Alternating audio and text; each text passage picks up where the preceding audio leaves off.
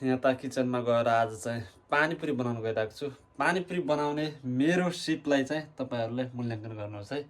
Let's follow the video.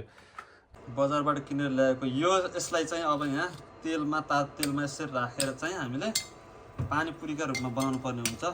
यहाँ हेर्नुहोस्, मैले यहाँ यसरी चाहिँ फुराएर बनाउँदै छु।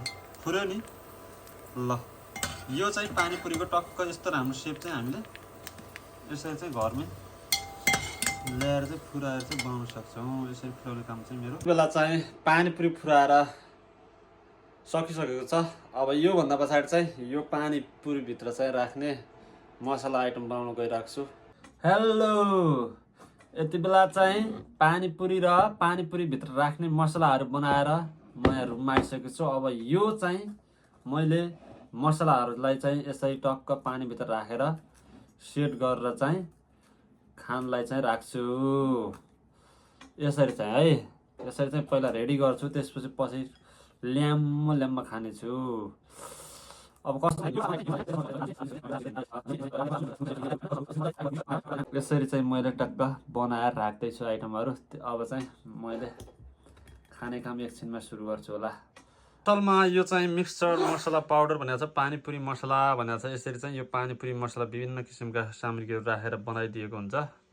यसलाई चाहिँ जस्ट केही पनि नगरेर मैले चाहिँ यहाँ चिसो पानीमा राखेको छु र यसमा चाहिँ अलिकति खुर्सानी राखेको छु।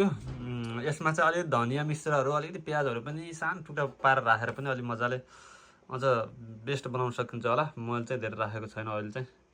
ल, अब यसरी चाहिँ मेरो यहाँ मसला आइटमहरू पनि रेडी भइसकेको छ। अब चाहिँ मेरो यहाँ खाने काम सुरु हुन्छ। अब चाहिँ फाइनल्ली खानलाई रेडी भइसकेको अवस्था छ पानीपुरी।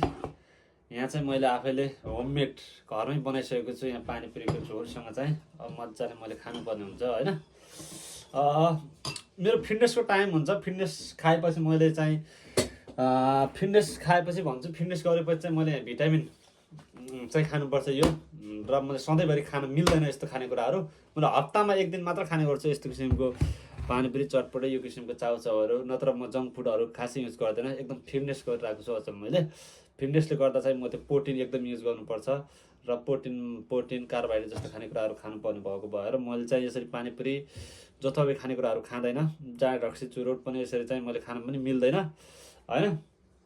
त्यो भएर चाहिँ हप्तामा एक दिन आएर चाहिँ मैले अब यो पानीपुरी बनाएको छु। अब पानीपुरी चाहिँ कस्तो भयो अब खाएर नै टेस्ट गरौँ है त। लुकेट एउटा खाएर टेस्ट गरिदिउँ नि त।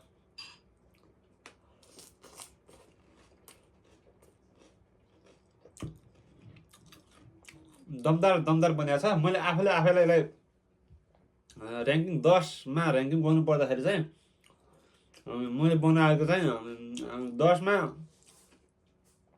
8 चाहिँ नम्बर दिनु मिल्छ है। 10मा 10, 9 चाहिँ दिनु मिल्दैन, किनभने त्यति बवाल पनि बनाएको छैन मैले। तर 10मा 8 चाहिँ दिन मिल्ने किसिमको चाहिँ मैले बनाएको छु। यो भने धेरै पर्फेक्ट नै हो है त।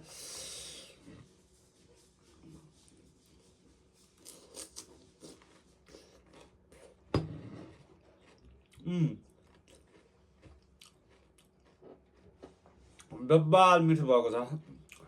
ओके, मेरो भिडियो अन्तिमसम्म हेरिदिनु भयो, तपाईँहरूलाई धन्यवाद। मेरो च्यानललाई सब्सक्राइब गरिदिनुहोस् तपाईँहरूले है त।